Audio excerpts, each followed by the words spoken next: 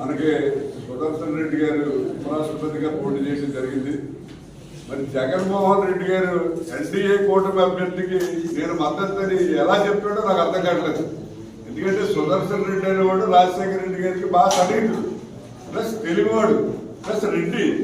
ఆయన కాదని ఈ జగన్మోహన్ రెడ్డి కూడా ఉన్న వాళ్ళందరినీ ఎన్డీఏ గవర్నమెంట్ ఇవాళ లోపల వేస్తుంది. విజయవాడ జైలు వేయచ్చు, రాజమండ్రి జైలు వేయచ్చు, లేదా వేరే జైలు వేయచ్చు.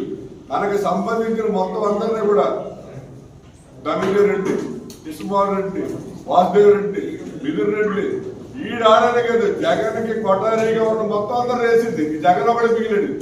ఏ రాజకీయ నాయకుడైనా సరే వాడు కూడా ఉన్న వాళ్ళు ప్రొటెక్షన్ చేయాలని కోరుకుంటాడు. అంతేగాని ఇదేంటంటే నన్ను కాపాడండి, నన్ను అరెస్ట్ చేయద్దు, మీ కాలు పట్టుకుంటాను, మన మహిళ అరెస్ట్ ఇచ్చి నన్ను లోపలేదు, నేను మీ ఓడికి సపోర్ట్ చేస్తానని చెప్తున్నాడు ఇవాళ జగన్మోహన్ రెడ్డి. అసలు ఇటువంటి నాయకుడిని మీకు గతంలో ఎప్పుడు కూడా చూడలేదు. రాజశేఖర రెడ్డి అయినా తన సన్నిహితులకి ఎవరికైనా ప్రాబ్లం వస్తే రా వచ్చాయి ఏం చేస్తారు అని చెప్పి ఎదరగొచ్చాడు. ఫస్ట్ నన్ను ఏంటి, తర్వాత మా వాళ్ళ దగ్గరికి ఇతనేంటి వాళ్ళు సంబంధించిన అందరినీ లోపలేసేస్తే నన్ను ఒక్కటే వదిలేయండి, నేను మీకు సపోర్ట్ చేస్తానని చెప్పి ఇటువంటి నాయకుడు నాకు తెలిసి ఈ నా రాజకీయాలు 40 ఏళ్ళు ఎవరిని కూడా నేను చూడలేదు. ఈ రకంగా ఇతను ప్రవర్తిస్తున్నాడు. ఇక నరేంద్ర మోడీ గురించి చెప్పాలంటే మరి ఇలా రాజకీయాల్లో విలువలు లేని మనిషి నరేంద్ర మోడీ. అతనికి ఎంతసేపు అతను పదవిని కాపాడుకోవాలనే ప్రయత్నం చేస్తాడు తప్ప నరేంద్ర మోడీ రాజకీయ విలువలు లేవు. ఎందుకంటే 75 సంవత్సరాల వయసు వచ్చిన వెంటనే అద్వానీని ఇంటికి పొమ్మన్నాడు, మురళీ మనోహర్ జోషిని ఇంటికి పొమ్మన్నాడు. అద్వానీ ఎలిజిబుల్ క్యాండిడేట్ ప్రైమ్ మినిస్టర్కి, నువ్వు పనికిరావు, నీకు 75 ఏళ్ళు అయిపోయి నువ్వు ఇంటికి వెళ్ళిపోన్నాడు.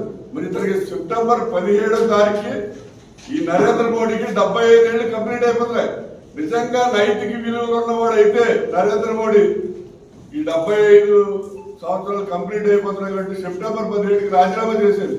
నాకు తెలిసి భగత్ సింగ్ కూడా అతను బీజేపీ ఆర్ఎస్ఎస్ మోహన్ భాగవత్ చేత కూడా ముందు కరెక్టే మాట్లాడాడు. పాప మోహన్ భాగవత్ 75 ఏళ్ళు అయిపోతుంది నరేంద్ర మోడీ గారు ఇంటికి వెళ్తాడు.